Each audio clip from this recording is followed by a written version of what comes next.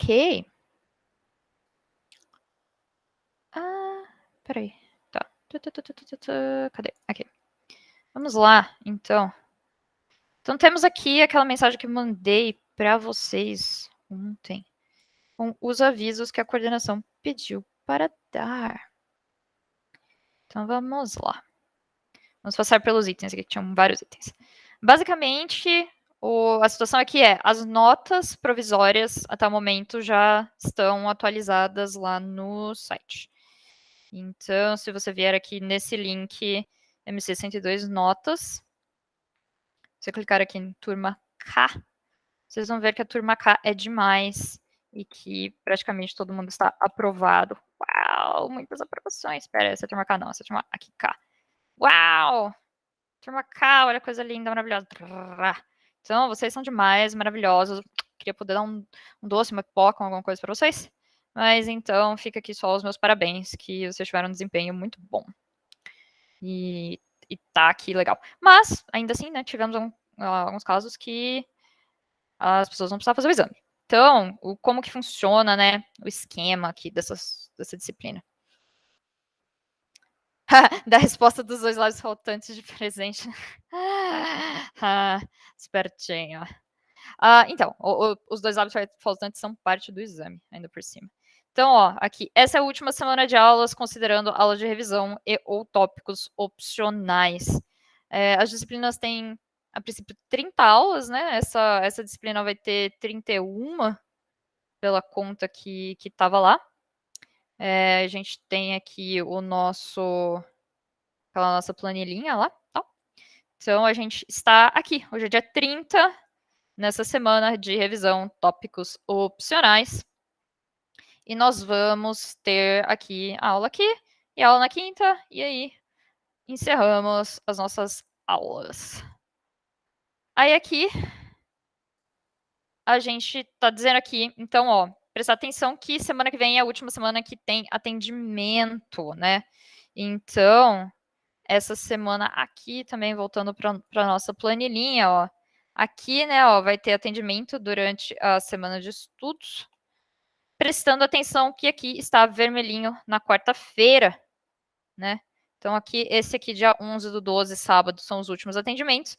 E aqui tá vermelhinho porque quarta-feira é feriado em Campinas, é um feriado municipal. Então, não tem atendimento na quarta-feira, dia 8/12. Tem atendimento na quarta-feira, amanhã, né, que tem a aulinha prática de vocês, dia 1/12. Mas na outra semana não tem. Então, ficar de olho nisso. Tá. Notas finais antes do exame, então eles vão fechar lá aquela planilhinha, garantindo dia 14/12, terça-feira, vão jogar lá naquela tabela, dizendo para vocês aqui até dia 14, ó, aqui em cima na página tem um timestampzinho que diz quando foi atualizado pela última vez, ó, quando foi gerada essa página aqui. Então aí vocês conseguem ver se a versão está mais atual do que o que está ali no momento. Certo. Então, sobre o exame, ele já está disponível no SUS. Então, se você vier aqui, é o que o Gabriel tinha comentado. Nossa, apareceram uns lábios aqui, 16/12. O que é isso? Esses lábios são o exame. Então. Aqui mesmo. Tá. E já dá para fazer as submissões lá. Vejam que o exame é que nem a gente já tinha comentado lá no começo do semestre. Ele é os lábios 16, 17, 18, 19, 20. Ele falou, a gente vai escolher 5 lábios do semestre e esses lábios vão ser o exame. E aqui estão os pesos deles. Então vejam que esses lábios não têm pesos iguais para compor a nota do exame. E aí tá falando aqui todos os laboratórios que compõem o exame estarão disponíveis até dia 19/12, que é a última data para entregar, então, eles, pelo que eu estou entendendo. Tá falando aqui, calendário da disciplina, ó. Então, calendário da disciplina é aquela planilhinha lá. E aí aqui, dia 19/12, ó, os dias do exame, são esses roxinhos aqui. Porque vejam que essa é a semana que vem é a semana de estudos, né? Essa semana aqui, que começa acho que no dia 9. E aí até o 19 as pessoas podem entregar o exame. Só os alunos que ficaram de exame, conforme os critérios de avaliação, vão fazer isso daí e vão ter nota nesses exames. Os alunos que não que não ficaram de exame, não precisam fazer o exame. Só por completude, né? Então vejam aqui que tem essa coisa que, caso P maior ou igual a 5, o aluno está aprovado por nota e frequência. Já era, não precisa nada. Mas aí, notas entre 2,5 e 5, precisam fazer o exame. E quem ficou com nota menor que 2,5, reprovou direto. Esses labs são exatamente iguais, então é aquela coisa, né, que eu tinha falado para vocês. Se você não fizesse o lab durante os exames, você ia ter que fazer vários labs correndo agora no final do exame, do semestre, junto com outras provas e etc, se você quisesse passar na disciplina. Então, não era um plano muito bom não ir fazendo ao longo do semestre, porque não ia vir um outro lab que talvez fosse mais fácil, talvez tivesse mais chance. Não, simplesmente são os mesmos labs. E aí, tá. Mas o legal é que, por exemplo, se você já fez um desses, né, você pode pegar e submeter de novo. Menos mal, então. E aí, de fato, tem que pegar na mão e mandar o lab de novo. Então, você vai lá, tem no SUSE tem uma funçãozinha de recuperar, você consegue baixar o seu código e aí você pode pegar, então, por exemplo, aqui tá falando que o lab 16 é de comando de repetição. Eu fiz esse. Então, vai lá no lab de comando de repetição no SUSE e pega aqui, vacinação Coronavac. Eu fiz aqui, lab vacinação Coronavac, vou pegar e vou mandar exatamente meus códigos. Vai lá, recupera e submete no 16. E era isso, aquela mensagem enorme. Era isso daqui, a maioria de vocês não precisa se preocupar com isso, porque todo mundo tá sucesso. Ok, então em relação a isso já era. Todos os anúncios dados. Ok. E certo, fechamos aqui. Ok.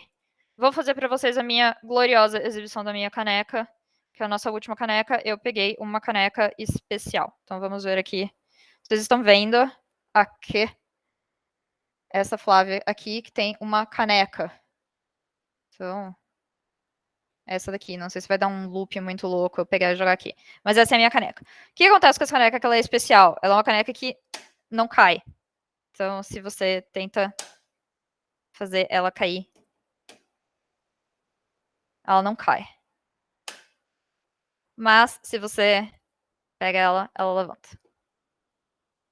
Então, ela é de plástico, tá? Uma caneca legal. Então, essa é a minha grande exibição da nossa última caneca do semestre.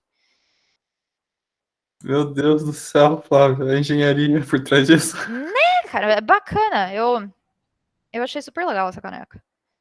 Então, tem uma versão de viagem para pôr no carro e tem essa versão. Ela é prática mesmo, né? Ela não cai. Eu derrubo minhas canecas de vez em quando, então essa aqui não cai. Então, agora que nós tivemos a nossa pequena pausa, podemos ir para tópicos gerais aqui. Pois é, então tira ela dessa. Ela tem essa coisinha de borracha embaixo, né? Essa coisinha de borracha que tá. Se você colocar ela numa superfície que não é muito retinha e tal, ela não pega. Mas ela tem essa coisinha de borracha aqui. Ok. Então, vocês tinham me pedido quais eram os tópicos que vocês achavam que eram interessantes. Então, eu separei algumas coisas para a aula de hoje aqui. Uma coisa que eu tinha ficado de falar para vocês é a gente fazer uns testezinhos com os tempos de ordenação, os tempos dos algoritmos de ordenação que a gente viu, né? Então, a gente tinha visto lá o bubble sort, o insertion sort, selection sort, merge sort, quick sort. Vimos 5 algoritmos. E aí eu vou colocar esse código depois lá no Classroom. Mas a ideia aqui, né, é que a gente tinha feito que nem daquela outra vez, que eu tinha feito a comparação dos algoritmos iterativos com os recursivos. Eu peguei e medi o tempo de rodar cada um desses algoritmos. E aí nós temos aqui, em particular, né, aquela coisa que a escolha do pivô do quicksort é muito importante. Se você simplesmente pega o primeiro, né, esse quick P aqui, é o quick que o pivô é o primeiro.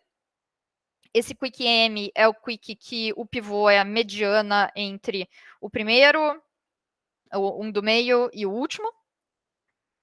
E o quick A é o quick em que o pivô é selecionado de forma aleatória. Então, eu peguei e rodei todos esses aqui. Eu vou fazer alguns comentários daqui a pouco sobre o tempo de execução de cada um. Mas antes, acho que é bacana falar também, né? Então, ó, isso é uma das coisas que a gente vai comentar hoje, né? Tinham pedido, fala como que funciona essa questão aqui dos módulos e tal. Então, o Python tem alguns módulos que já vêm instalados por padrão, que permitem que você faça algumas coisinhas interessantes, né? Então, aquelas funçõezinhas que eu usei estão nesse módulo time, que você simplesmente faz aqui, você chama, tem essa função time, que pega o momento atual, e aí, de novo, a função time pega o momento final, e se eu fizer o final menos o inicial, isso vai me dar aqui o tempo que passou entre esses dois pontos. Então, aí eu consigo medir o tempo de execução das partes do meu código. E também, né, a gente tem esse outro módulo aqui, random. Pá, tá difícil jogar lá para cima. E esse módulo random que ele faz é te dar algumas funções que geram números pseudo-aleatórios. É importante essa distinção entre aleatório e pseudo-aleatório. Computadores não conseguem gerar coisas assim, verdadeiramente aleatórias. Computadores têm uma função que pegam e escolhem um número. Então, esses números são pseudo-aleatórios porque existe um algoritmo que calcula, eles não são verdadeiramente aleatórios. E isso tem algumas coisas boas e algumas coisas ruins, né? Uma coisa que é ruim é que pode ser que realmente, se você não tomar cuidado, né, ele pegue e gere os números aleatórios, não tão aleatórios como você estava esperando. Uma coisa que sempre falam para fazer, que é uma prática boa, é falar para ele qual é a semente. Então, o que acontece? Né? Essa coisa da aleatoriedade tem a ver com essa coisa da semente. Se ele de fato é uma aleatoriedade boa ou não.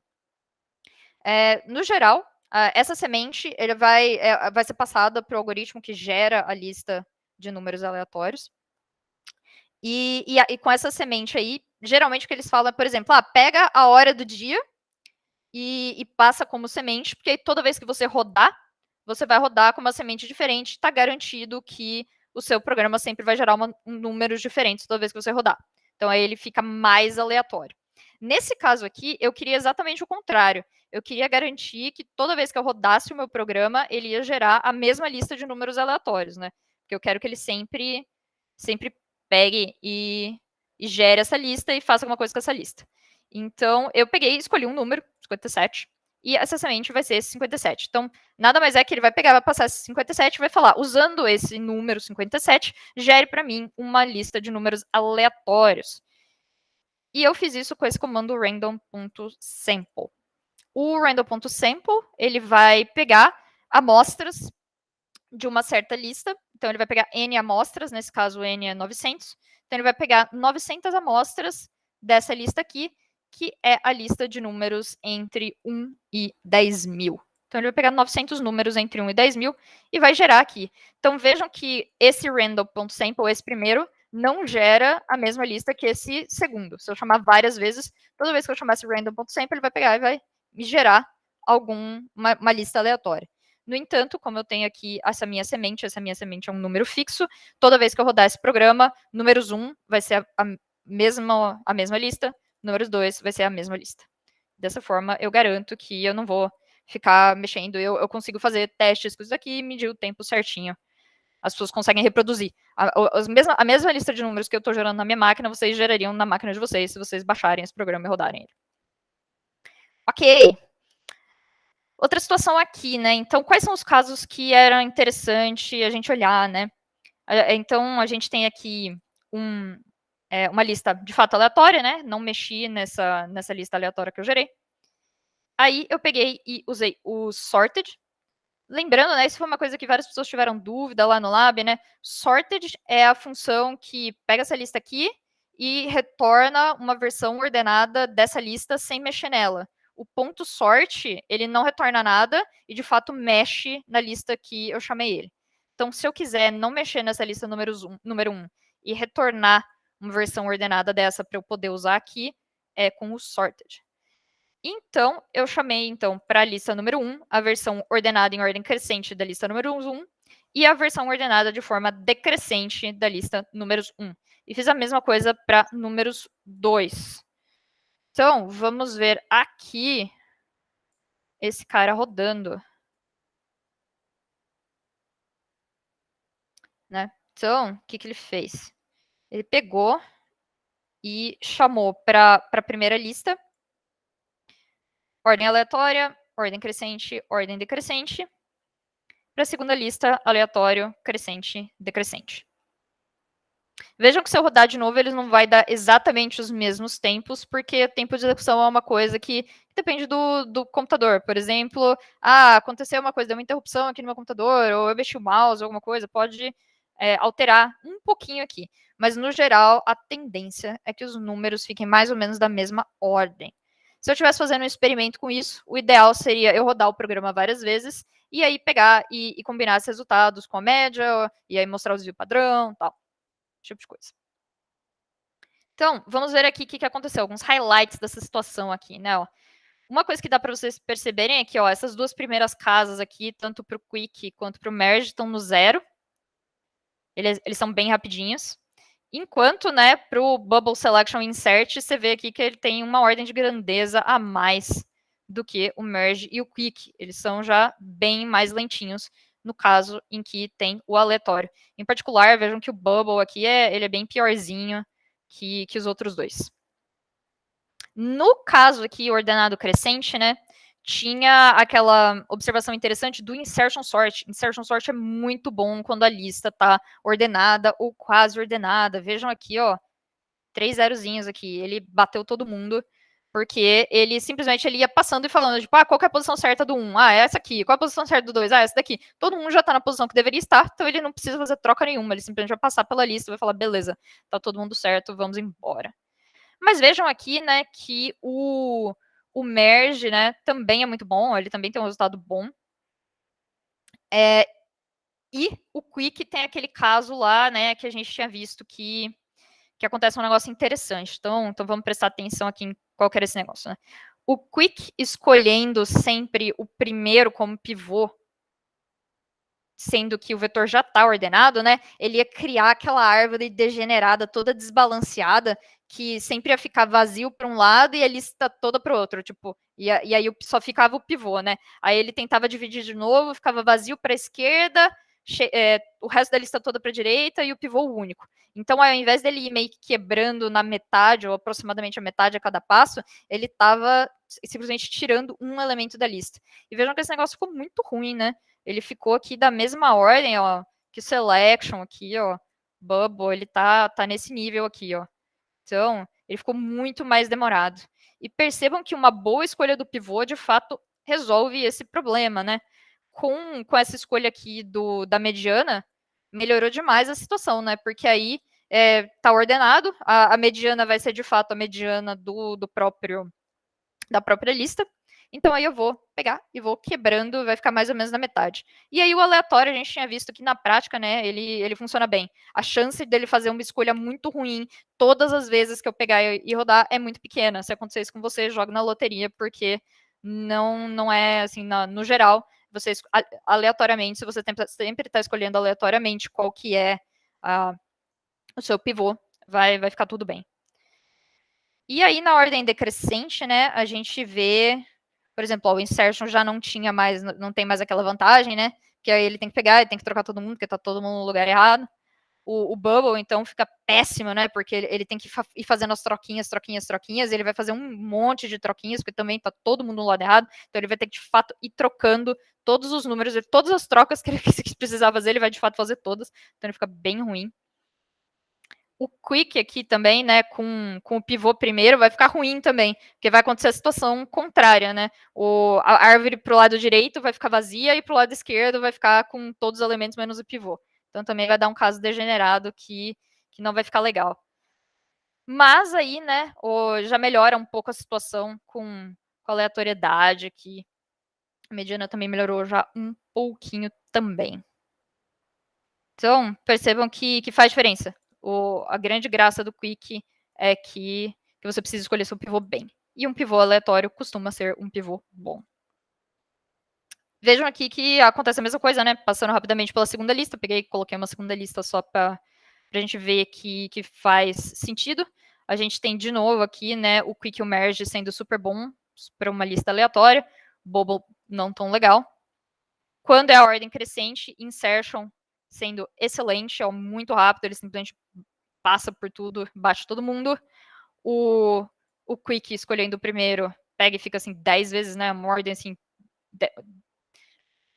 né, uma ordem de magnitude pior do que a versão que tem o pivô na mediana e o pivô aleatório.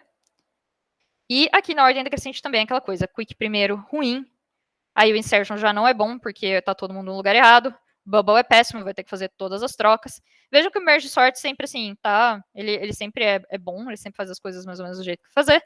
E quick sort com pivô aleatório também, sempre bom. Então, essas são escolhas relativamente seguras para tipo, quero um algoritmo que se comporte bem no geral. Esses algoritmos se comportam bem no geral. Eles só têm a desvantagem, né, que do jeito que está implementado aqui, eles são recursivos. Então, eu tenho um certo número de iterações que eu consigo fazer antes de estourar a pilha, né? Então, por exemplo, eu não podia colocar 1000 números nessa lista, porque essa versão degenerada aqui do Quicksort explodia a pilha, né, de execução, porque ele dava, o nível da recursão ia mais do que 1000, né? Porque ele ia afundando, afundando, afundando, e ia dando caso degenerado, ele explodia. Mas isso, no fundo, não é um problema, porque tem como implementar tanto o Merge Sort quanto o Quicksort de forma iterativa. Então, no geral, assim, comentário sobre a eficiência desses algoritmos, que é uma coisa que tinha ficado, né? E aí tinha uma coisa que apareceu bastante, foi falar, vamos fazer nosso próprio algoritmo, tal, não sei o que, vamos fazer um Flavinha Sort e tal. Então, uma coisa, né, existem de fato muitos algoritmos, e existem até uns algoritmos de ordenação que são meio, assim, de brincadeira, né? Então tem esse daqui, né, que é o Bogosort, também conhecido como Case Sort ou Estou com Sort. Eu gostei desse daqui, desse nome, Estou com Sort. E é um algoritmo muito ruim. O negócio dele é que você pega, né, e enquanto não tiver ordenado, você gera uma permutação aleatória da lista e repete isso até ele sair ordenado, né? Então eles falam, você joga todas as cartas para cima e se elas caírem na sua mão, ou se o baralho cair ordenado na sua mão, você ordenou. Então é assim que funciona. Então vejam, né, que a princípio você pode fazer qualquer algoritmo. Ele funciona, de fato, esse algoritmo funciona, né? Se você repete ali 1 hora, ele cai ordenado, só que pode ser que ele demore pra caramba, né? Então aqui é fatorial de n vezes n é a complexidade esperada desse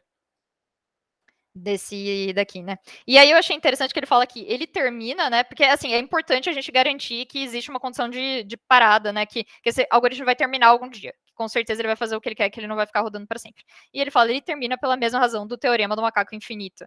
Que é aquela coisa que, se você colocar infinitos macacos com máquinas de escrever em tempo infinito, 1 hora um deles vai escrever uma obra completa do Shakespeare. Então vejam aqui, né, que computação também é divertido, né? Tem coisinhas. O pessoal gosta de fazer coisinhas legais. Então sim, nós temos aqui o macaco infinito, nós temos o Bogosort, nós temos umas coisinhas engraçadas que com essa coisa da ordenação. Ok, beleza. Aí, né, outra coisa que hoje a aula vai ficar meio essa coisa meio ping-pong, né? Porque eu tô passando aqui pela lista de tópicos das coisas que vocês falaram que achavam interessantes. E então a próxima coisa que tem aqui na minha lista é aquela questão do underline, underline main e underline, underline name. Que tava todo mundo assim, meu Deus, o que é isso? Então, tá legal. Vamos explicar como é que funciona aquela situação. Eu preparei um exemplinho aqui para tentar explicar. Para quem nunca ouviu falar disso, né, o que aconteceu foi, algumas pessoas foram na monitoria e aí os monitores falaram, usa isso daqui, ó, usa if, underline, underline name, igual, a main, antes de você chamar o main. E aí algumas pessoas acharam isso bonito, algumas pessoas acharam isso legal, outras pessoas ficaram, meu Deus, o que é isso? Então vamos ver, no fundo, né, o que é isso e para que isso serve. No Python, cada um desses arquivos Py é um módulo. No fundo, isso daí quer dizer que você pode fazer o seu conjunto de funções num arquivo e você pode importar essas funções em outro arquivo para você usar elas dentro desse outro arquivo. Então, eu preparei aqui 2 arquivinhos que são o teste cores e o cores. O teste cores vai importar o arquivo cores. Então, os dois estão na mesma pasta, por isso eu consigo pegar e fazer import cores. E aí, a partir do momento que eu fizer esse import cores, todas as funções que estão definidas aqui vão estar disponíveis para mim neste arquivo. Vejam que eu não tenho nenhuma função definida aqui, mas eu estou chamando coisas e essas coisas vão ser executadas. Aqui no cores, eu tenho, né, o exemplo que eu fiz. Eu fiz aqui um vetorzinho com o nome de algumas cores, e ele aqui é uma variávelzinha global. E eu tenho essa lista de cores, lista cores, né, que basicamente o que ele vai fazer é passar por isso daqui e imprimir todas. Eu tenho uma função adiciona cor, que dá um append nessa lista aqui, de uma cor passada por parâmetro. E aí, né, o que acontece é, se eu pegar e executar esse arquivo cores aqui, então, ó, mandei rodar lá. Ele vai pegar e vai entrar no main, né, porque, ó, vejam que ele tem aqui um def main com alguns comandos dentro e ele está chamando o main. Então, se eu executar esse arquivo cores, ele entrou aqui no main cores, ó, eu dei um print aqui main cores para vocês verem. E aí ele imprime aquele cabeçalhozinho, ele chama lista cores, que vai pegar e vai imprimir essa lista aqui, e aí ele imprime o rodapézinho. Então, isso aqui é o que o meu arquivo cores faz. Se eu chamar ele, ele tem um main aqui e ele vai executar. Então, quando eu venho aqui e faço import cores, esse SC aqui é que, por exemplo, eu quero poder chamar cores de C, para ficar menor, para ficar mais compacto e tal. Porque o que acontece? Toda vez que eu chamar uma função que está em cores, eu teria que colocar cores.adicionaCor, cores.listacores, para o Python saber que essa função que eu estou chamando está dentro do módulo cores. Isso aqui é um apelido que eu dou para esse módulo. Então, se eu der o apelido C, eu posso fazer c.adicionaCor, ao invés de fazer cores.adicionaCor. Vamos ver aqui o que vai acontecer quando eu rodar esse teste cores. Então, ó, deixa eu limpar aqui a tela.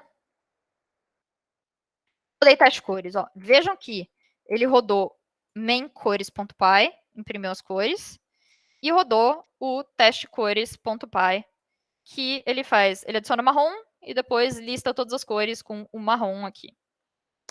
Então, percebam, né, que aconteceu um efeito indesejado, né, porque eu estou aqui executando o meu script teste cores e eu quero simplesmente usar as funções que estão nesse meu módulo cores aqui. Eu não queria que o main do cores executasse. Eu não tô executando cores, eu estou executando o meu teste cores. E aí, né, você pode pensar, tá bom, né, simplesmente vem aqui e comenta esse main aqui, pronto, problema resolvido, não está mais chamando o main, ele não vai fazer nada, pronto, agora só rodou meu teste cores, terminei. Mas, né, aí agora, quando a pessoa vier aqui rodar o cores, e ela estava esperando que iria pegar e fazer a lista, agora o cores não faz mais nada.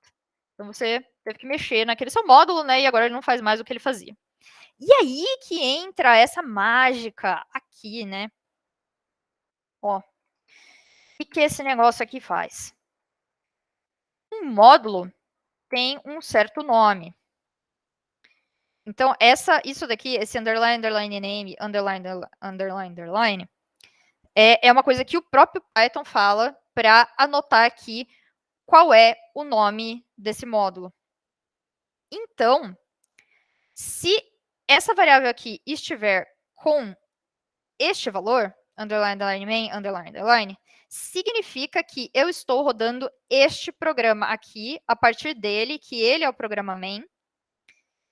E se ele tiver com o nome, de fato, do módulo, significa que eu estou rodando alguém que chama isso daí como um módulo, então eu não executo o que está aqui dentro. Então, ó, vamos ver aqui. Se eu pegar e rodar agora direto cores.py, ele veio aqui, ó, falou, beleza, ó, posso pegar e dar um print aqui, ó.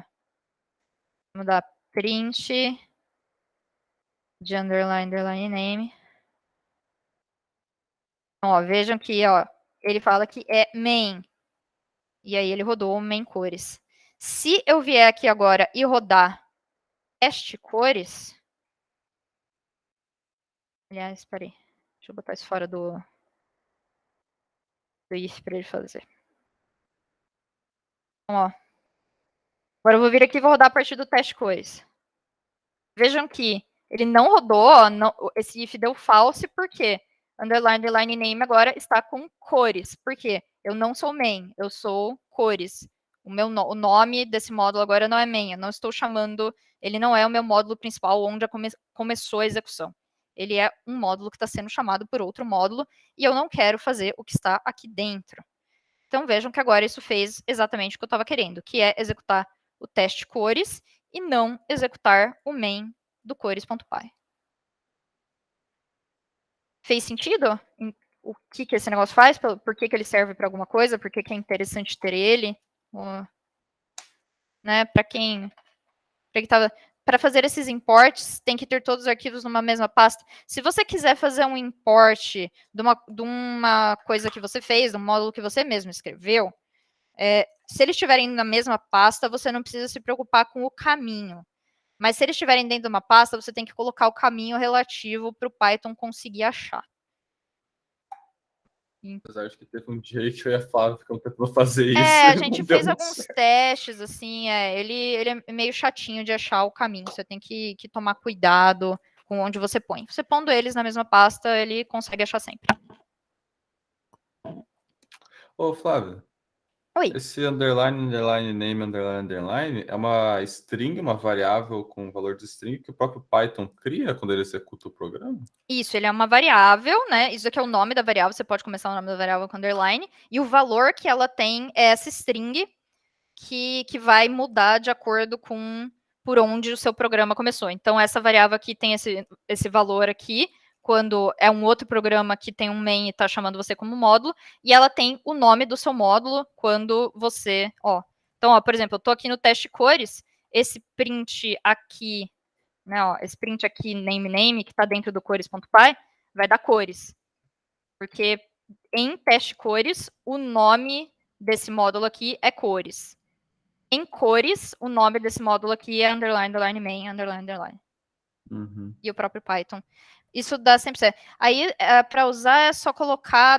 Sim, então, se você colocar sempre isso daqui, né, aí ele só vai rodar o main, ele só vai fazer a chamada do main quando, de fato, estiver rodando a partir do cores. Então, se eu pegar e rodar isso aqui vai sempre rodar, mas se eu pegar e rodar teste cores, vai dar false esse if aqui, porque aí ele vai substituir isso aqui por cores, né? E aí vai dar false. É para isso que serve esse negócio. Oi, diga. Uma outra dúvida. Por que uma pessoa se definir uma variável global no teste cores chamada cores? Vamos ver.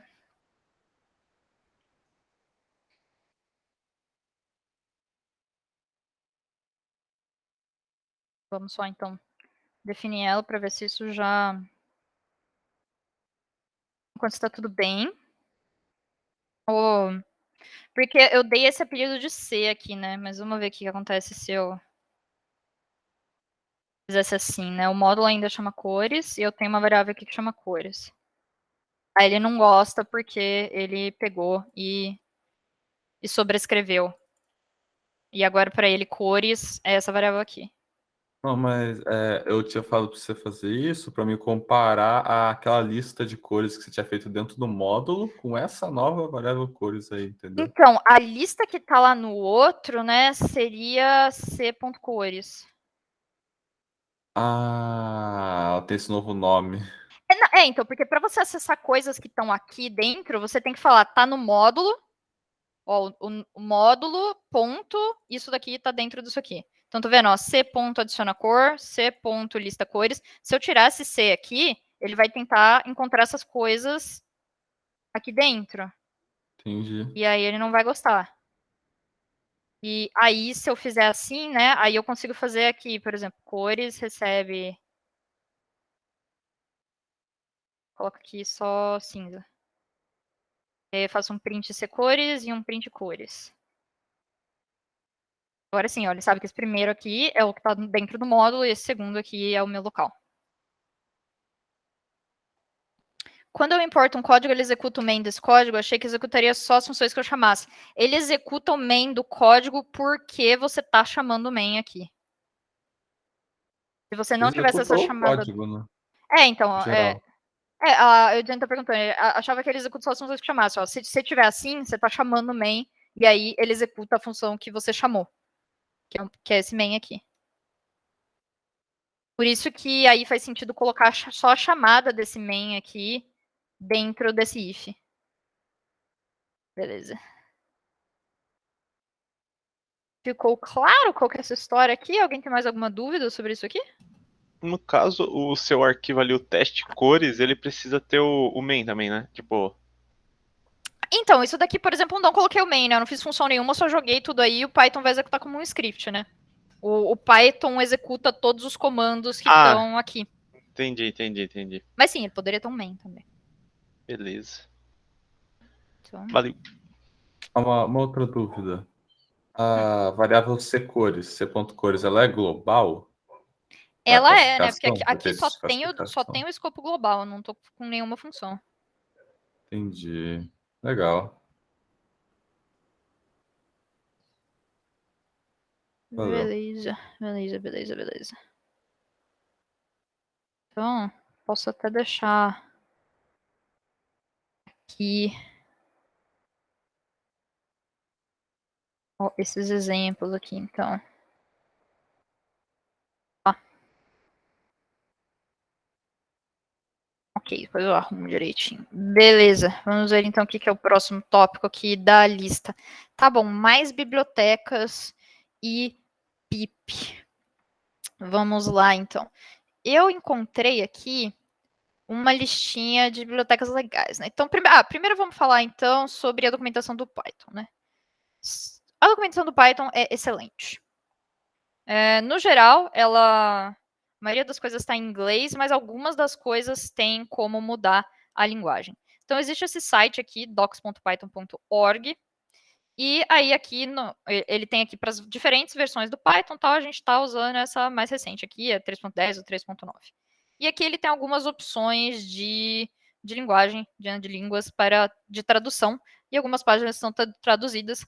Então, se você quiser tentar aqui ver se essa página tem em português, consegue selecionar isso daqui, mas no geral, o padrão aqui, né? Vejam que aqui o título da página muda. Então, aí você consegue. E aqui, isso daqui é a lista de todos os módulos que vêm por padrão, né? Então vejam aqui, ó, que aquela história do underline main já está aqui nesse módulo underline aqui, que vem por padrão e faz as coisas aqui do Python. E aí aqui a gente tem uma série de módulos que fazem todas as coisas que você pode imaginar, né? E aí alguns, assim, que eu achei legal, por exemplo, tem esse módulo calendar aqui, que ele tem algumas funçõezinhas que, por exemplo, transforma a coisa passa pelos meses do ano, tal, passa pelos dias, faz algumas funçõezinhas a ver com data, formata, tal. Então, se você precisar um dia mexer com coisas aqui de calendário, ele tem já pronto para você várias coisinhas que te ajudam a trabalhar com isso. Deixa eu ver se tem uns exemplinhos. E tem até aquele, eu não sei se a gente chegou a usar esse módulo datetime, esse módulo datetime também, ele por exemplo, ele tem umas funçõezinhas que mexem com a zona, né, o fuso horário, coisas desse tipo. Tem como olhar o código-fonte desses módulos? Eu acredito que tem. Deixa eu ver aqui se em algum lugar. LibDateTime. Código-fonte libdatetime. Aqui, ó, pronto. Tá aqui. Esse é o código-fonte, ó.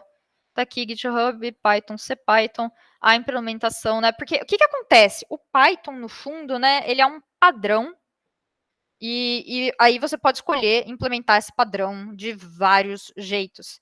Então, esse CPython aqui, por exemplo, é implementado em C. É o Python feito em C por baixo. Então, a implementação que você vai ver aqui, ó, tá vendo? Como que tá implementada essa biblioteca datetime.py. Ele tem aqui as definições das coisas e tal.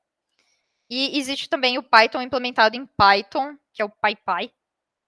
E eles, no fundo, é assim, as pessoas implementam o Python de jeitos diferentes, porque isso tem vantagens diferentes para cada um desses tipos. Mas respondendo a pergunta do Gustavo, sim, se eu quiser ver como que essas funções fazem por baixo do pano, né? A gente vê que tem aqui, eu acessei aquele código lá simplesmente clicando nesse link aqui. Tem na documentação do Python, tá vendo? Ó, código-fonte lib.calendar. Ele tem aqui qual que é a implementação disso. Então isso que eu falei, a documentação do Python é excelente. Se por acaso eu usar isso nos lábios dá ruim, né, nesse caso, como a gente não viu os módulos, ou não fazia tanto sentido chamar, né? Nem precisava desses módulos para mais alguma coisa. Mas faz mais sentido você dar um import no módulo, né? Porque isso é um módulo padrão do Python. Então, se você precisar de alguma dessas coisas, ao invés de vir aqui copiar do código-fonte do negócio, só chame a função, né? Dá um import calendar lá e chama calendar.tal coisa. Que é a coisa mais normal, né? De se fazer. O que mais que tinha de bom aqui que eu tinha visto que tinha. Temos aqui tem um CMath que faz contas com números reais. Com números complexos, desculpa. Então, aí ele tem aqui a parte real e a parte imaginária do número, e aí você consegue pegar e fazer continhas com isso. Então, e aí ele tem várias coisas, calcula um log, tal. Faz várias coisas. Então, se você quiser fazer aritmética com números complexos, você não precisa implementar na mão um número complexo. Você pode usar essa biblioteca CMath para trabalhar com isso. O que mais que tinha de interessante aqui que eu tinha visto legal? Tá. Aqui, né, no fundo tem também a biblioteca só Math, né, que muitos de vocês até acabaram vindo. Ela tem várias funções que são muito úteis, né? Então, por exemplo, arredondar para cima, pegar o valor absoluto do número, calcular o fatorial, papapá. Então, ela faz um monte de coisa. Né? Por exemplo, pega e calcula a raiz quadrada, verifica, né? Ó, retorna a raiz quadrada inteira do inteiro não negativo n. Então ele faz várias coisinhas, né? Então, se você tiver pega a permutação, calcula todos os elementos, tal. Então, várias coisas que vocês fizeram aqui na mão no lab, no fundo, nos exemplos da aula, né? Tem aqui já essa biblioteca Math que faz para você, ó, exponenciação, tal. Então, basicamente, o que você precisa fazer, né? Você pega aqui e dá um import no que você quer usar. Existem alguns jeitos diferentes de fazer isso. Nesse caso aqui que vocês estão vendo, está escrito from math import xp xpm1. O que isso aqui quer dizer, né? Eu quero pegar do módulo math e eu quero importar só essa função exp. Então, ó, vamos ver aqui. Python 3. Opa, escrevi tudo. Python 3. Então, aqui, import math. Se eu pegar e fizer isso, e aí, por exemplo, eu quiser chamar exp de 5, ele reclama que ele não sabe o que é exp. E fazer math.exp. Se eu pegar e fizer from math import exp, aí sim, agora eu consigo vir aqui e chamar direto o exp, porque agora ele sabe o que é esse nome. Só que, né, ó, peraí, deixa eu fechar aqui. Se eu pegar e fizer só esse from math import exp, e eu quiser vir aqui, por exemplo, fazer math.log de 10, veja que ele reclamou, porque o math não está definido. Eu não estou importando o math inteiro, eu simplesmente importei o exp. Então, ficou claro essa diferença? Você pode escolher só carregar um pedaço do módulo, algumas funções do módulo, falando para o Python, deixa daqui from, né, pega nesse módulo aqui e importa essas funções, né, você pode importar várias, né, você vai colocando a vírgula aqui. Então, por exemplo, eu podia vir aqui, fazer aqui e log. E agora eu conseguiria vir aqui e fazer log de 10. Então você tem essas duas opções. Você pode pegar ali na dúvida, eu não sei o que eu vou precisar, então aí você pega e dá um importzão geral, import math. E aí, a partir disso, você consegue pegar e chamar o math.log e tá feliz. Mas eu peguei e também dei um import direto do log, né? Eu fiz aquele from math import xp log, então o meu programa vai saber que o log, sem colocar o math ponto antes, é esse mesmo cara. Então, esses dois aqui são o mesmo cara. Fez sentido isso? Oi, Gabriel. Opa, com licença, Flavinha. Quando tu só dá o import, daí você tem que, tipo, chamar como você chamou, né? Tipo, se eu colocasse, import math as m, daí eu coloco só, tipo, m.log, daí, tipo... Isso, ó, então A vamos grande ver. vantagem é só mudar o apelidinho, tipo, a Isso, maneira que você chama. exatamente. Saquei. Brigadão. Isso é bom porque tem alguns módulos que tem uns nomes maiorzinhos, né? Então aí se o nome se o módulo tem um nome grandinho, assim, você pega e coloca lá uma letra, duas letras, porque se você precisar usar ele muitas vezes, aí você escreve só esse apelidinho aqui. Tá brincando, Flávia? Flávia, só com o math já fico com preguiça de escrever, só tem 4 letras. Então, fazer um módulo, né? Faz um módulo labs, import birolabs as labs. Estão falando aqui. Então temos aqui, vamos ver o que mais que tinha, né? Vocês que pediram alguns módulos, né, para fazer um highlight de alguns módulos interessantes. Eu acho que tinha mais um. Ah, aqui o random, né, que a gente falou, né? Lembrando aqui dessa coisa do gera números pseudo-aleatórios, né? Vamos ver aqui, ó. Random. Random, que chama. Vamos ver aqui, sample.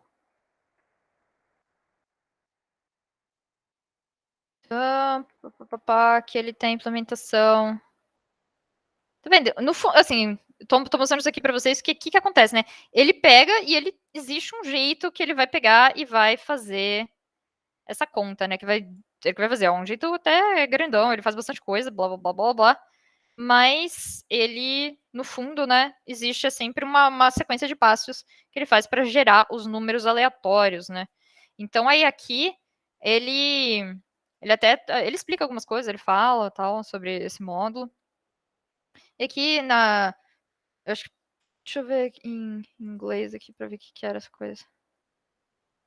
Tá. Tem funções que vão computar essa distribuição normal, gaussiana, tá.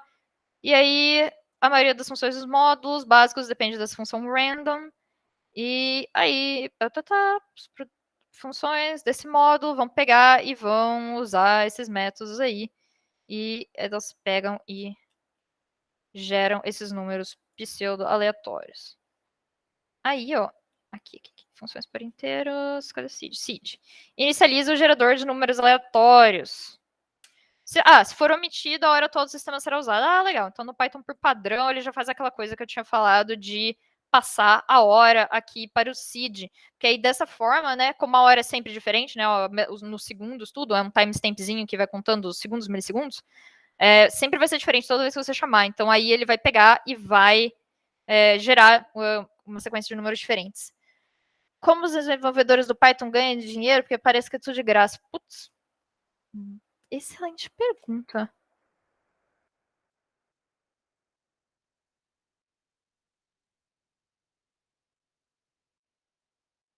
Procura no Google. How do the Python developers make money? Isso é... Tá, aí vai complicar achar, porque, no geral, né, tem pergunta sobre pessoas que usam o Python como... o Thiago falou uma coisa com suporte, né? Tal... É interessante, né? Porque tem várias coisas que são de graça que aí as pessoas ganham dinheiro dando suporte para quem quer usar. Mas tem aqui, ó, jobs. Vamos ver aqui o que é um trabalho. Python Developer. Blá, blá, blá.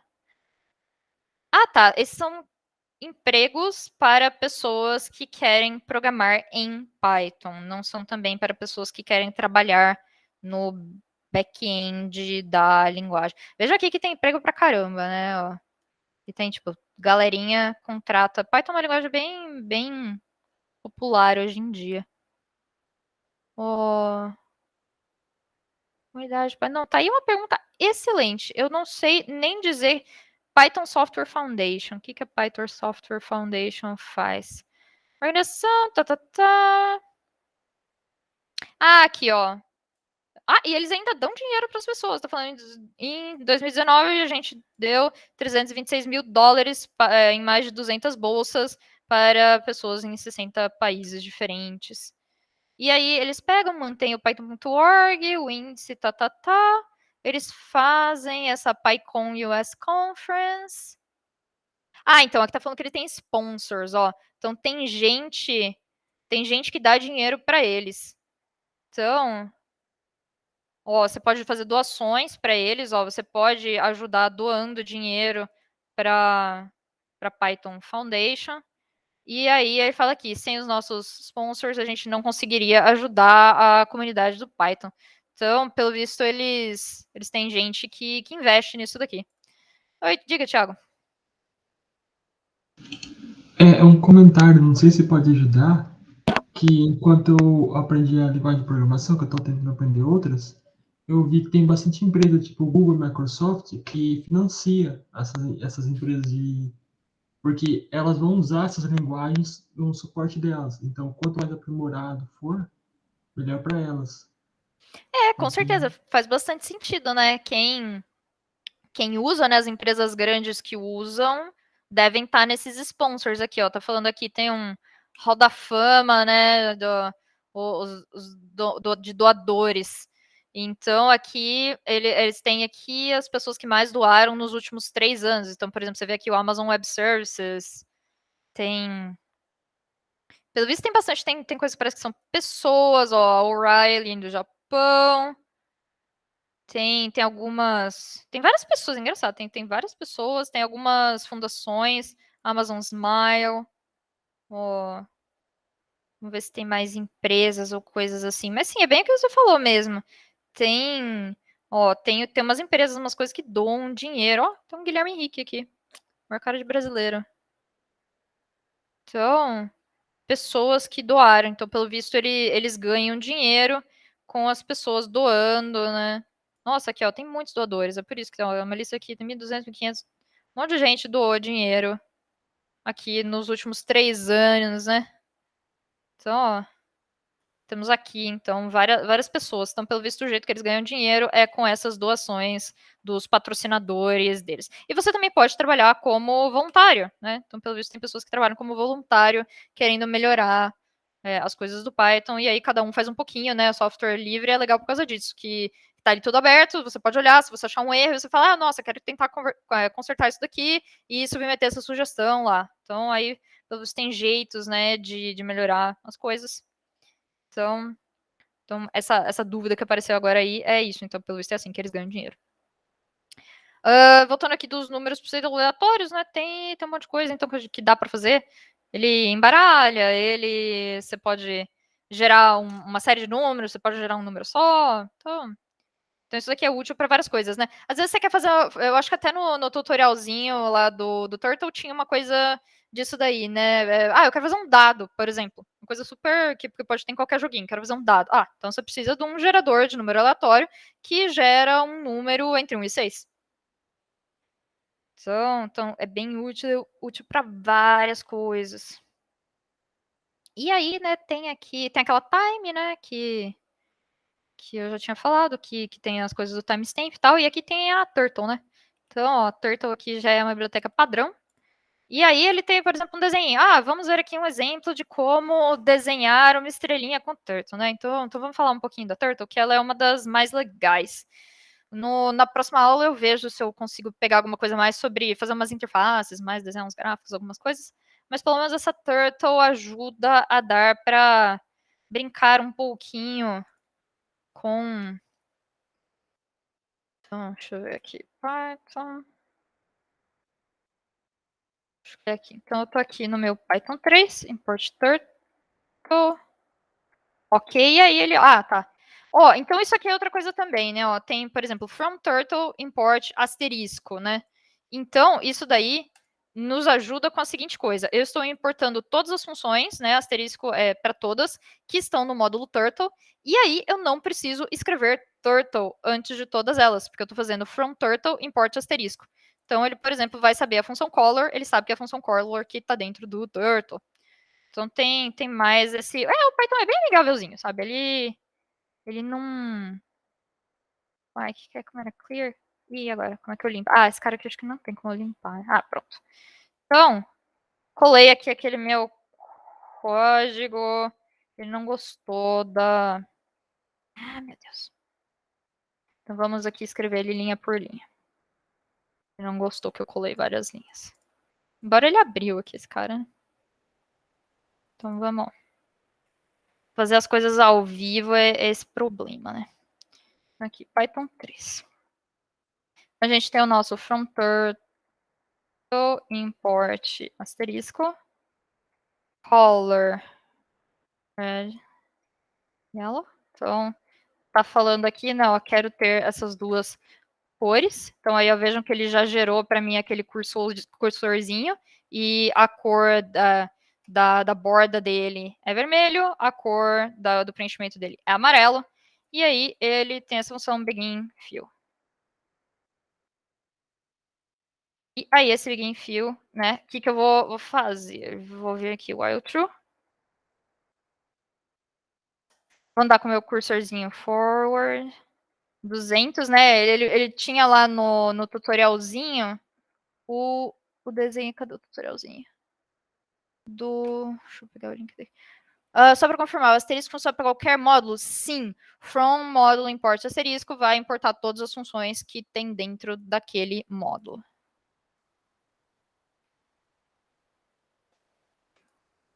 Então, aqui no tutorialzinho do Turtle do começo da aula. Aqui. Opa, peraí que mandaram mais um comentário. Ah, beleza, sim.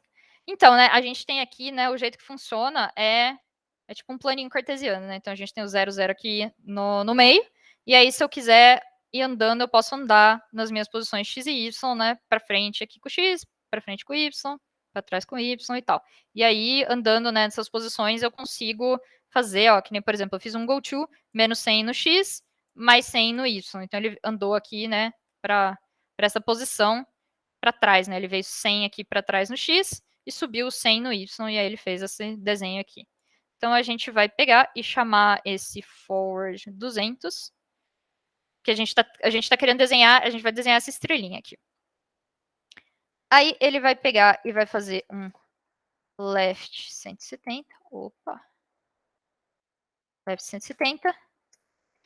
If ABS, né, o absoluto da posição for menor do que 1. Break. Terminou. E aí, eu faço um end fill. Ixi, ele reclamou. Ah, esqueci um L. End fill. Ok. Done. E cadê aqui, ó? Então tá aqui o meu... Ixi, cadê o meu torto?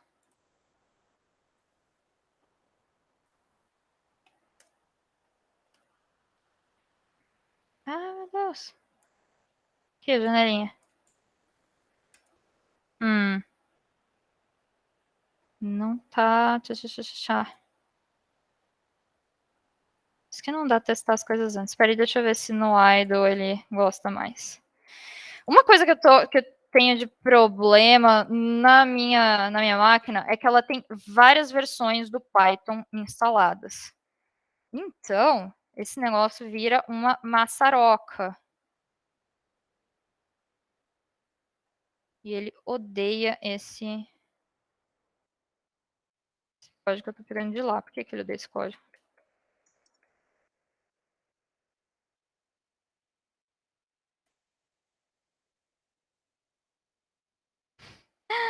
Calma aí, galera. Nós vamos desenhar essa estrelinha. Em como? Eu acredito. O que a gente tem que salvar aqui? Estrela.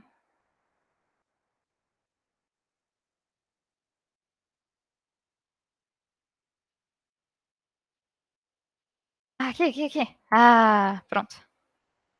Não, a animação não é muito rápido, não.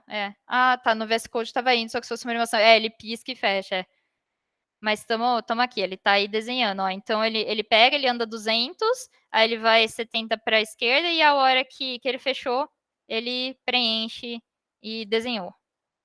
Então... Então, aí, né, dá para fazer umas coisinhas bonitinhas, né? Tinha aqueles exemplos do tutorial... Santa mãe de Deus, tô com muita janela aberta. Tá, aqui, desenhando com módulo, né?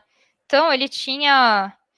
Ele mostra que isso realmente, assim, tipo, como que faz para eu pegar e usar, né, as coisas do Turtle. O melhor a fazer é realmente pega a documentação, olha quais são as funções que tem, que a documentação realmente é muito boa, ela tem certinho, e ela vai explicar para você o que fazer, né? E os comandos deles são todos bem intuitivos, né? Eu quero andar com ele para frente, quero ir para esquerda, quero ir para direita. Antigamente tinha um negocinho que se chamava logo. Eu acho até que eu tive na escola esse logo aqui. Ele era um negocinho que também, ele era de fazer desenhinho e tal. Não sei, eu lembro do negócio. Então ele faz uns desenhinhos. Não, acho que eu não vi isso não. Mas tinha essa linguagem de programação aqui que fazia esses desenhinhos e tal. E esse Turtle é meio inspirado, né? Ele era parte dessa linguagem de programação logo aqui. E aí agora ele virou essa própria biblioteca. Então, tem aqui alguns exemplos mais elaborados. Você consegue fazer várias coisas, né? Você consegue aumentar o tamanho do cursor, da linha. E ele tem esse cursorzinho de tartaruguinha, que é uma gracinha. E aí você pode, por exemplo, pintar sua tartaruguinha de verde, né? Você consegue controlar a cor do cursor e a cor da borda do cursor. E aí aqui ele tem vários exemplos de como fazer, né? Desenhos mais elaborados, tal. E esses desenhos que ele tem no final aqui, eles são bem elaborados mesmo. O código deles tem vários comandos, né? Então, por exemplo, ele pegou e desenhou essa flor aqui. Ó, o código dela é grandão, tá vendo? Ele faz várias coisas, ele vai desenhando as coisas de dentro, ele troca de cor e tal. Eu achei esse aqui bem legal, essa espiral em particular. Ele tem, né, as cores. Existe o código, existe um código hexadecimal. Então, ó.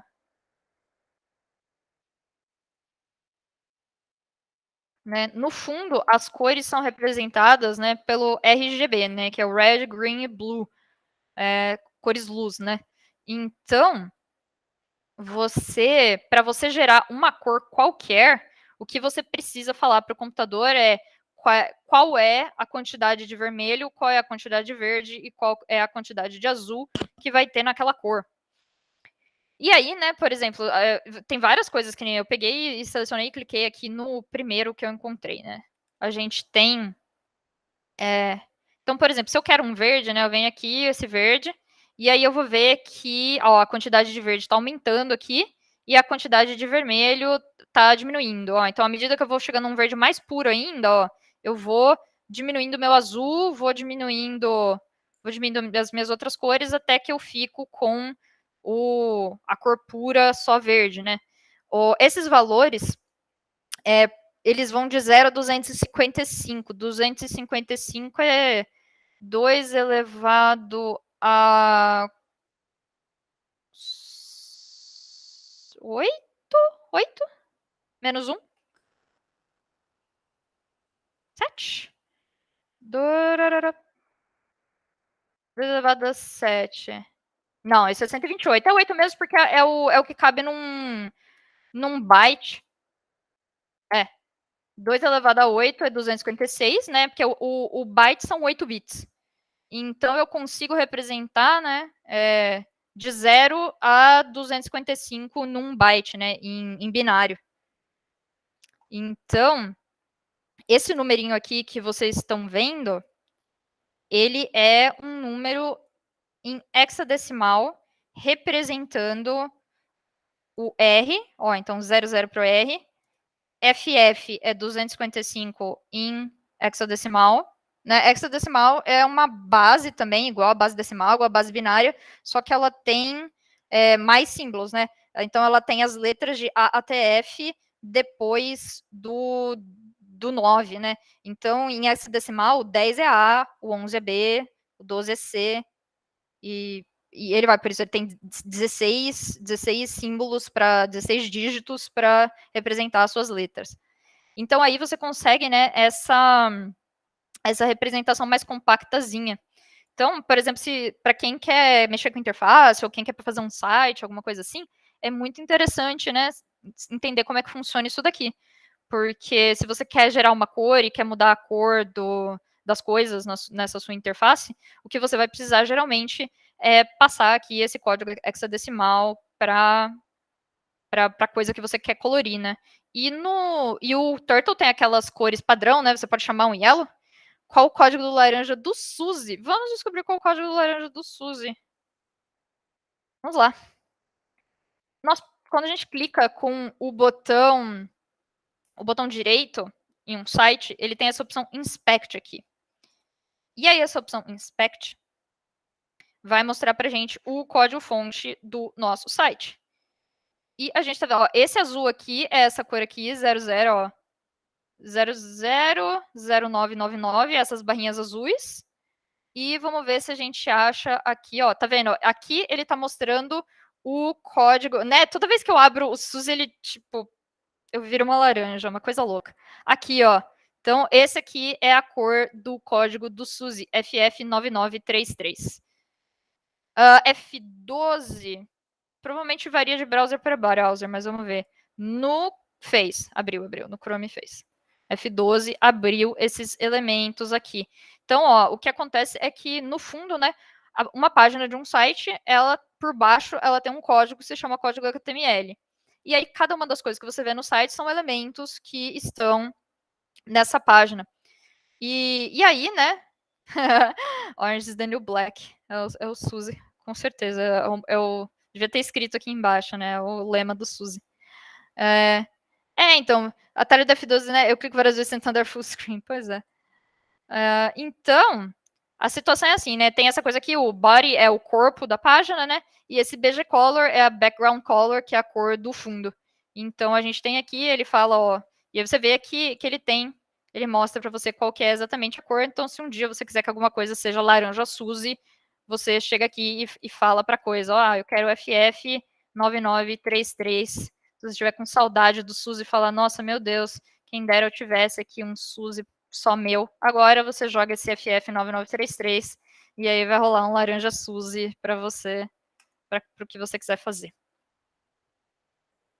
Então, e esse é o azulzinho. O azulzinho é esse outro aqui. Certo. Então, voltando para o Turtle, né? O que acontecia aqui.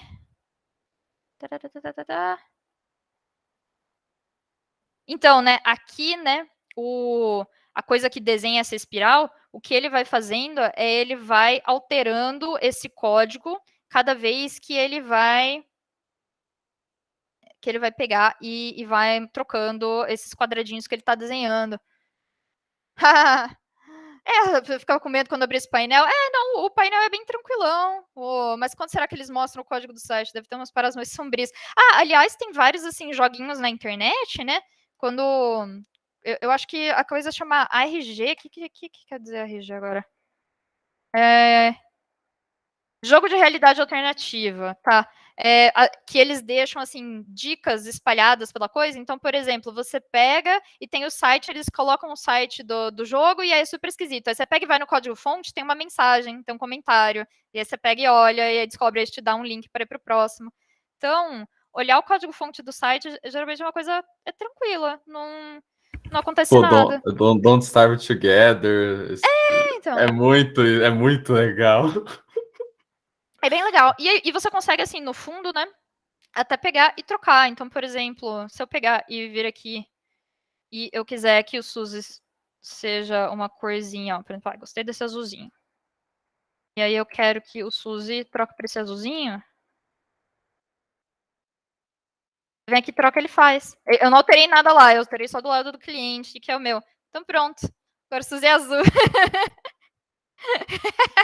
Né? Tipo, imagine um mundo, um universo paralelo onde o SUSE é azul. Né? Hackear o SUSE.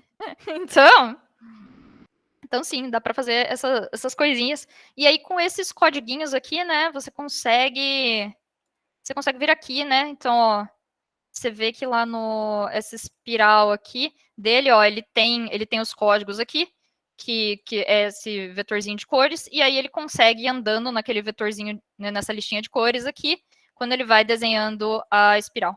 Então, ele vai pegando aqui colors, e aí ele pega uma cor aleatória e coloca para preencher aquele. Então, não precisam ter medo aqui. Agora se isso te faz feliz, o SUSE pode ser... Então, pois é, tem umas coisas muito legais desses joguinhos que tem essas coisas de olhar o código-fonte. Você não consegue mexer no site, você só mexe no... Porque, assim, o que você está vendo, né, são as informações que o servidor enviou para sua máquina, que é o cliente. Então, você consegue mexer no lado do cliente e isso não é replicado para mais ninguém. Você simplesmente está mexendo no que você está enxergando. Então temos aqui o nosso SUSE azul. Tá. Acho que do Turtle, né, tem esse aqui também, super legal, né? Tem esse Vortex, faz super cores diferentes. Então, dá para fazer várias coisinhas legais com o Turtle. Se recarregar, ele volta. Se recarregar, ele chama de novo lá aqui que está no servidor e voltamos aqui para o nosso laranja SUSE. Então, é de boa mexer, você não tá fazendo nada, você não tá mexendo nada em lugar nenhum.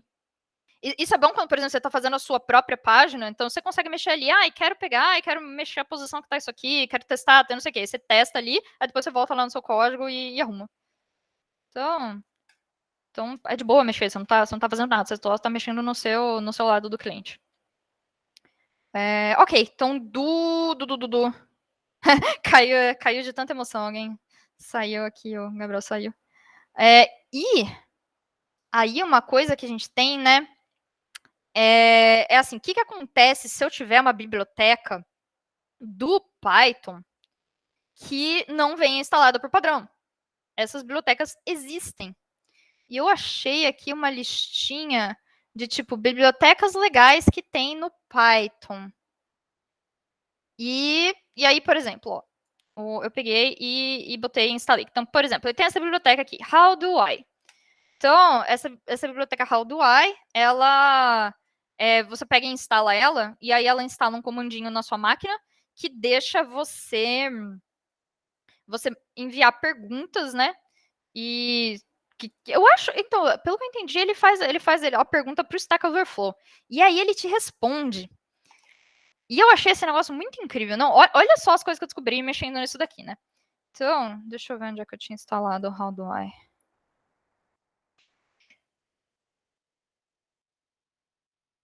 Não foi nesse. Isso que eu tô falando, tá vendo? Eu tenho, tipo, 30 terminais, eu tenho um monte de Python. Eu instalei nesse aqui, então. Legal. Tá. Isso, foi aqui mesmo. Então, o que acontece? Junto com o Python, vem uma coisa... How do I... fazer o Lab 1415. O pip, vamos ver o que quer dizer pip. Ele é um instalador de pacotes. Por que ele chama Python Package Installer Python? Não sei, instalando, mas bom, não sei porque ele chama pip. Mas o negócio é que o instalador de pacotes do Python se chama pip e ele vem instalado junto com a sua máquina. Então vejam aqui, né, que tem essa documentação. E o instalador de pacotes, quando você instala o Python na sua máquina, o pip vai vir junto. E o pip é uma ferramentinha legal, então vocês vejam aqui que ele é um comando que eu tenho aqui no meu terminal. E se eu quiser instalar uma coisa, eu faço, né? No caso aqui, eu quero instalar no Python 3, então eu faço pip3, install o nome do módulo que eu quero instalar. Então, no caso aqui, eu já instalei o How Do I, então ele veio aqui e falou para mim, tal, que já tá instalado, então beleza. E ele verificou tudo, as dependências, tudo que eu precisava, falou, legal, você tem tudo que você quer. Aí, né, eu peguei e fiz aqui um How Do I print list Python 3. Não foi isso que eu perguntei. Não, o que era o negócio que eu... Ele tinha visto... Ele me deu uma resposta. Eu fiquei muito louca. Porque eu não faço a menor ideia de onde que ele tirou aquilo. E é um negócio que funciona e é sensacional. Pelo visto era isso que eu perguntei mesmo.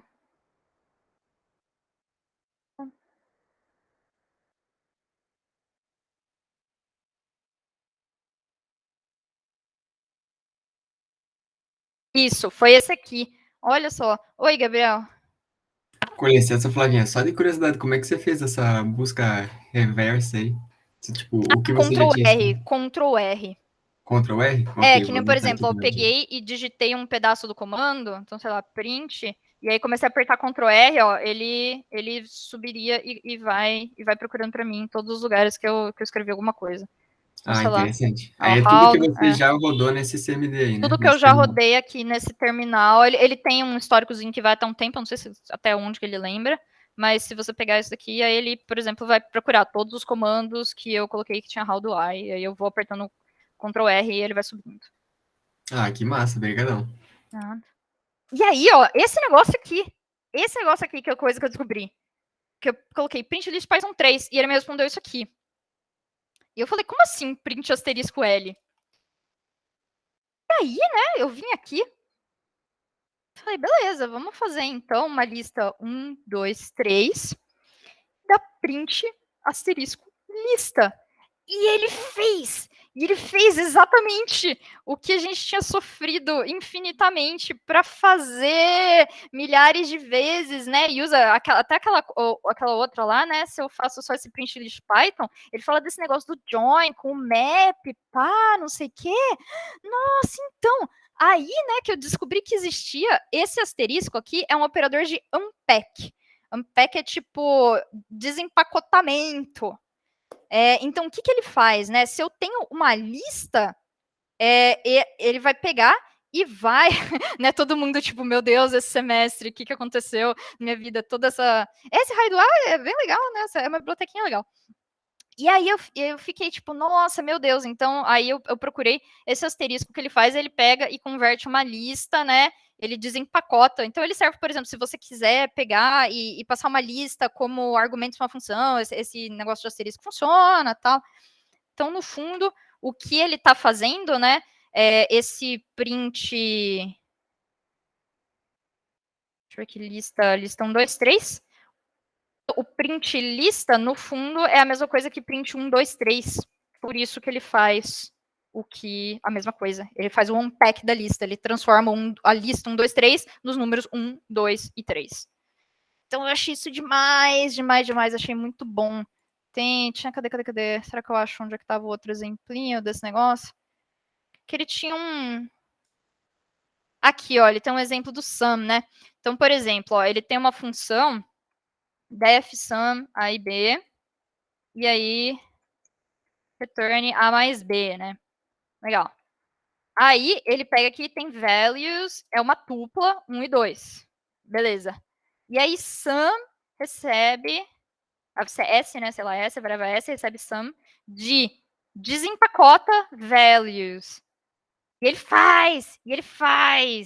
Então, esse negócio do asterisco é isso. Se você tem uma lista ou uma tupla e você quer transformar isso daqui em uma sequência de valores, então, né, ó, você consegue desempacotar isso e aí ele atribui certinho, né?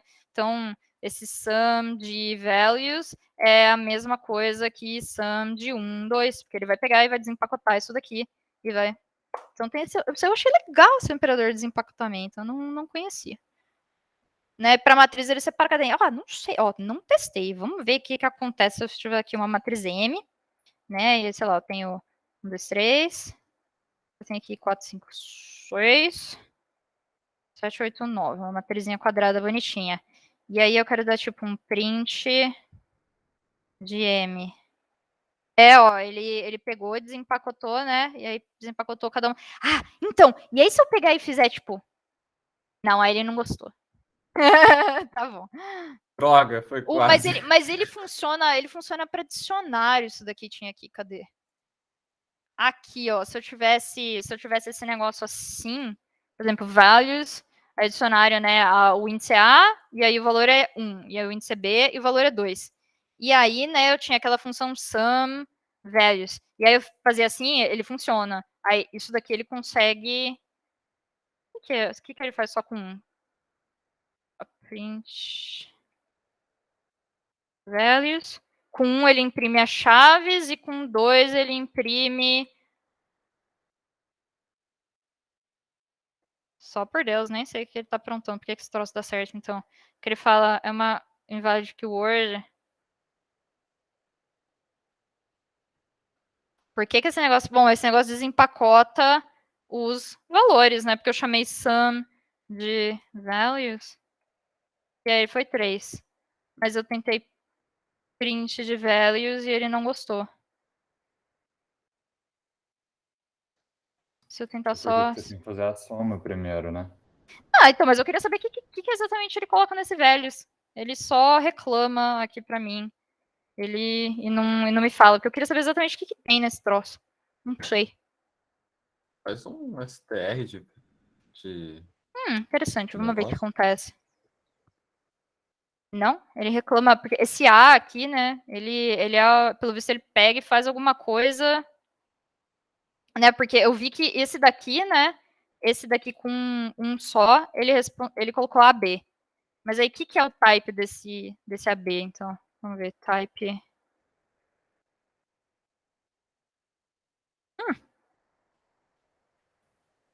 3 argumentos? 1 ou 3, ele falou. É porque, pelo visto, eu tentei passar type de A e AB, né? As duas coisas. E aí ele não gostou. List. Cara, não, então esse negócio esse negócio é novo pra mim. Eu descobri ele quando estava preparando essa aula. Mas tem aqui ele na documentação do Python falando certinho como que funciona para eu desempacotar os argumentos de uma lista. Então, se alguém estiver interessado em saber como é que funciona esse negócio, nós podemos aqui sempre consultar a nossa grande amiga documentação, mas, no geral, pelo visto, quando você coloca um asterisco, ele sabe desempacotar listas e tuplas, e 2 asteriscos, ele sabe desempacotar dicionários. E é isso. Como isso funciona, eu não faço a melhor ideia, mas é assim que esse treco funciona. Oi, Gabriel. A minha pergunta é mais fora, tipo, é mais um assunto só de você vai saber, tipo, já que entrou nessa função aí desconhecida, aí tem um dia, não sei, tipo, eu tava fazendo alguma coisa e tanto tem esse asterisco args e tem um asterisco quargs com KW, você sabe? Eu sei. Eu sei do que você tá falando, eu já vi isso, mas O vamos que ver. isso faz?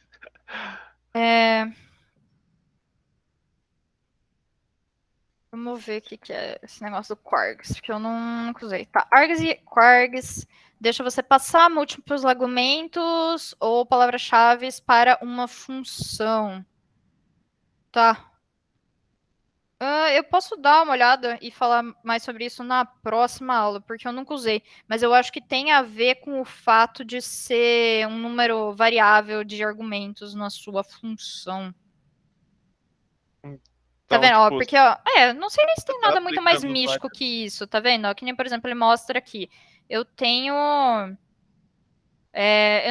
Eu não sei por que ele chama de quargs. O que será o K? Ali ele, ele fez o negócio de dar unpack 2 vezes aí no que você tá mostrando. Então, esse quargs aqui tem o tal dos asteriscos também. O que são quargs? O K é de keyword. KW é keyword, é um argumento keyword. E Então aí a você ideia tá. é que você pode passar um dicionário, ó. Então é isso mesmo, ele tá fazendo um unpack do dicionário. Porque, por exemplo, ó, eu peguei aqui e falei concatenate.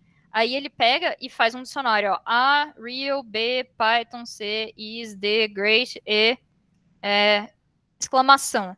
Aí ele vai pegar e vai fazer um unpack desse dicionário aqui, jogar em Words, e aí o Words você vai conseguir pegar e passar aqui. Parece que é isso. O 2 estrelinhas, ele tá. Não é uma estrelinha só que dá unpack na sua lista? Mas é um dicionário, não é uma lista. 2 estrelinhas para dicionário, uma estrelinha para tupla e lista. Entendi. Então, no caso, mas ele dá o unpack falando, tipo, atribuindo a chave com o value dele? Então, ele tá falando, ó, quargs é só um nome que pode ser mudado para o que você quiser. Então, o importante aqui é usar o operador de desempacotamento. Então, por exemplo, a gente tem aqui essa função de concatenação, e aí você vai chamar ela passando para um dicionário e aplicando o operador de desempacotamento nele. Então, aí você pega e você passou esses argumentos, né? Vejam que você não pegou e declarou um dicionário com as chavinhas e tal. Você só pegou e falou para ele que esse aqui são as coisas que vão estar nesse dicionário. E aí, pelo visto, com isso daqui, ele consegue pegar e fazer words.values e aí ele acessa esse real Python is great. No caso, o jeito estranho aí que ele montou o dicionário dele seria que o A é a chave, o Uhum. real é o é value? Uhum. Entendi. Nossa, interessante.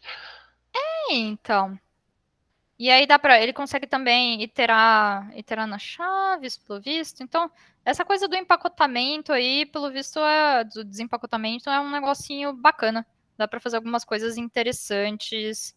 Mas isso, assim, também, no fundo, né, acaba fugindo um pouco do escopo da disciplina, porque é uma coisa que já é mais complicada, mais avançada, né? Que você vai querer fazer uma função com um número variável de argumentos, que você pode passar o que você quiser e tal. Então, também, assim, se alguém boiou totalmente nessa história do asterisco, não se preocupem, porque essas últimas aulas são realmente, assim, curiosidades, coisas para a gente explorar um pouco aqui o Python, ver coisas legais que dá para fazer com o Python, que se vocês tiverem interesse depois de aprender um pouco mais de Python, de trabalhar com Python, pode ser interessante.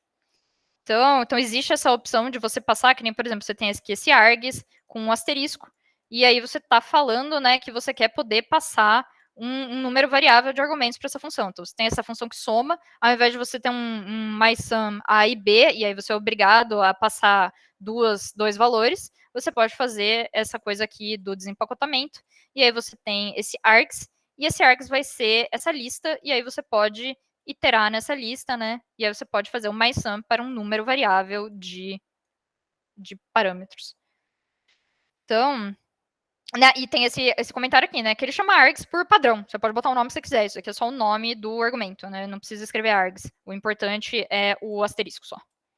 Então, ó, que nem, por exemplo, aqui ele fala, ó, se eu quiser trocar para integers, tá bom. Aí a minha listinha vai chamar integers e tal. Ó, tudo que importa aqui é você usar o operador de desempacotamento. Então legal. Aprendemos uma coisa nova, diferente. Diga. Eu não entendi, foi por que o operador chama desempacotamento, sendo que ele está transformando os seus várias coisinhas em uma lista. Que como se... Não, ele faz meio que o contrário. A lista, você faz ela virar uma série de valores que não são uma lista, né? Ah, é? Então, porque, por exemplo, ó, eu tinha aqui lista, né? Lista 1, 2, 3. E aí eu fazia print de asterisco lista, e aí isso dava 1, 2, 3, porque é a mesma coisa que print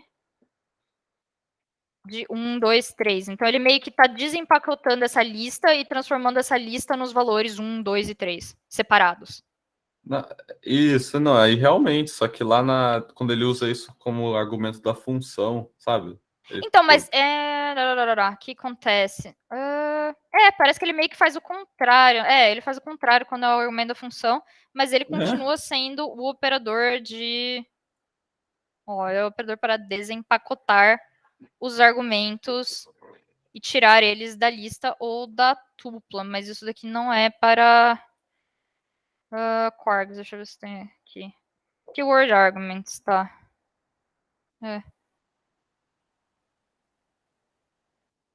Aqui, eu não sei por que ele chama de desempacotar aqui. Pode ser combinado com parâmetro na forma papapá, descrito na próxima subseção. Parâmetros especiais aqui. Faz sentido, Flávia. Você coloca no argumento o asterisco lista, e daí você passa para ele o que vai ser o asterisco lista. Ele descobre, putz, qual é a lista que tem esse asterisco aqui?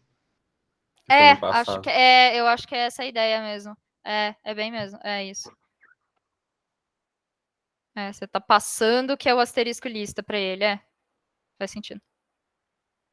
Pô, legal. Você tá passando a lista desempacotada e ele tá falando, ele essa tá lista, qual é a lista empacotada. qual é a lista que corresponde a essa lista desempacotada. Certo. E aí, por fim, né, vamos ver, então, qual é do pip. Vamos ver o pip rodando. Vamos rodar aqui. Deixa eu ver. Sim, tá. O pip rodando, né, pra gente fechar, que a gente já tá também aqui nos 10 últimos minutinhos. Cadê a minha listinha de módulos legais? Módulos legais. Jesus, aqui. 10 módulos legais. Ele tem aqui um módulo Wikipedia. Tá. Vamos ver, então, se eu consigo instalar esse módulo. Não fiz a tentativa porque eu queria instalar ele aqui. Então, aquela coisa, né? Então, vamos ver o que vai acontecer se eu fizer aqui um pip 3 install. Tchan, tchan, tchan. Não gostou.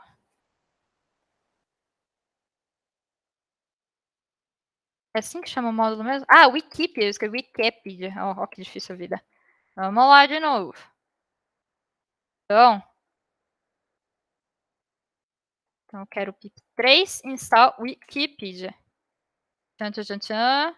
Ó, tá vendo? Então ele faz. Vejam que ele pegou, ele já baixou lá do repositório tudo que eu estava precisando. Ele viu aqui, ó, já tem esses requerimentos, ó, eu precisaria desse módulo aqui, já está instalado, beleza, preciso desse módulo aqui, baixei ele, pegou, deu build, né, ligou os executáveis, papapá, então ele instalou tudo que precisava para o tal do módulo Wikipedia funcionar. Então, a partir desse momento, né, antes se eu fizesse, por exemplo, deixa eu pegar um módulo que eu não tenho, eu não tenho esse módulo diz. Então, se eu estou aqui no Python 3, eu faço um import diz, eu tenho o módulo diz, pelo menos. Deixa eu ver. Import anti-gravity. Tem todos os módulos, que loucura. Tá. Bom, se eu fizer import de um... Ai, Jesus. O que o meu Opera abriu aqui? Se eu fizer import de um módulo qualquer, tipo lá, ele vai reclamar que ele não achou esse cara. A partir do momento que eu pego e instalo esse módulo, eu vou conseguir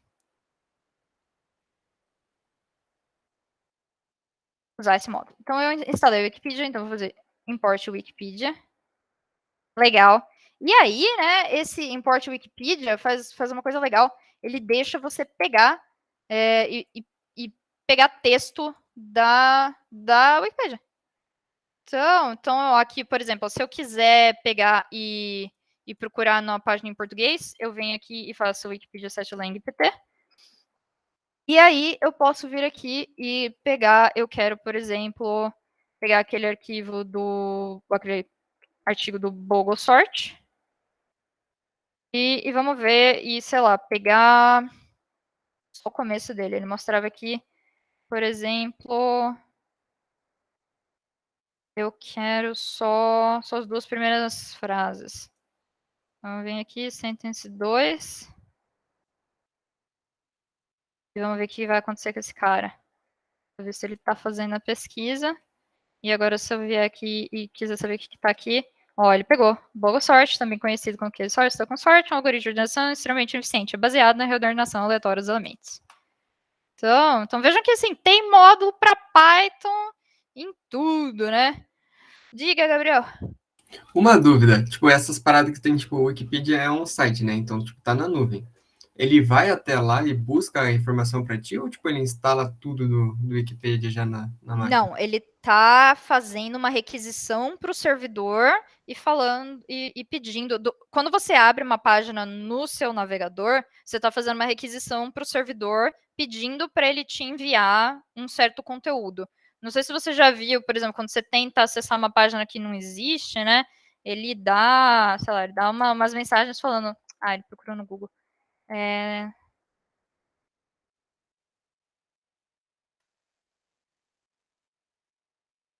Esse site existe, que bom, que ótimo. Pelo menos eles estão tentando me vender. Eu queria que ele me dá aqui, ó. E aí ele dá esse erro aqui quando eu não consigo alcançar o site, né? Então, basicamente o que ele está fazendo é pegando e dando um ping lá, tentando, falando isso, ó, resolve esse domínio para mim, fala para mim qual que é o endereço IP dele, e aí vai lá no servidor que tem esse endereço IP e faz uma requisição do conteúdo que está aí para mim. Então, do mesmo jeito que o navegador faz essa requisição, eu estou fazendo essa requisição aqui a partir do Python. Ele está pegando e mandando um pingzinho lá no servidor falando, manda para mim esse pedaço do conteúdo. Então, toda vez que eu, tipo, acesso um bagulho, é como se eu estivesse pedindo, tipo, acesso, assim? É como se você estivesse abrindo o browser e carregando a página. Ah, interessante. Obrigadão. Então de coisinhas bacanas, legais para hoje, era isso. E aí eu vou tentar trazer mais algumas coisinhas Legal, usar o Python como navegador, né? Agora você tem aquele how to, né? How do I, e você tem a Wikipedia, você nunca mais precisa sair do seu terminal, você pode ficar aqui o dia inteiro. Então é isso aí. O que tinha de curiosidades, de coisas extras para essa aula. E aí vocês tinham pedido para a aula que vem aqui, né? Ver algumas coisas sobre IDEs, né, fazer interface em Python, umas ideias que tem uns componentinhos, coisas de tratamento de dados, tal. Então, vou ver se na aula que vem eu consigo falar um pouquinho do Matplotlib, que é outra biblioteca, do NumPy, do Pandas, que são bibliotequinhas que ajudam um pouco essa coisa dos dados e ajudam a fazer gráficos, tal. É bem legal quando você está, por exemplo, você está rodando uma série de experimentos, alguma coisa assim, e aí no seu próprio, dentro do seu programa do Python, você já manda rodar, você já mede o tempo, você já manda plotar o gráfico, e aí quando você quer fazer tudo de novo, ao invés de você ficar rodando ali o experimento na mão, digitando, não sei o que, papapá, ele já pega, já roda tudo, já gera para você o relatório, aí você já joga no artigo. Então é bem, bem legal, né? Suzy Azul, essa aula teve muitas coisas, teve momentos. Teve a minha super caneca que não cai, teve o Suzy Azul, teve o Wikipedia sendo acessada de dentro do Python, teve operador de desempacotamento, que é tipo uma revolução, né? Nossa, não, esse asterisco aí é uma revolução no modo de pensar. Certo, se ninguém tiver mais nenhuma dúvida sobre isso, eu vou fechar aqui a gravação e a gente pode dar uma olhada, então, conversar um pouco sobre o anunciado do Laboratório 14. Ok, então vamos fechar aqui.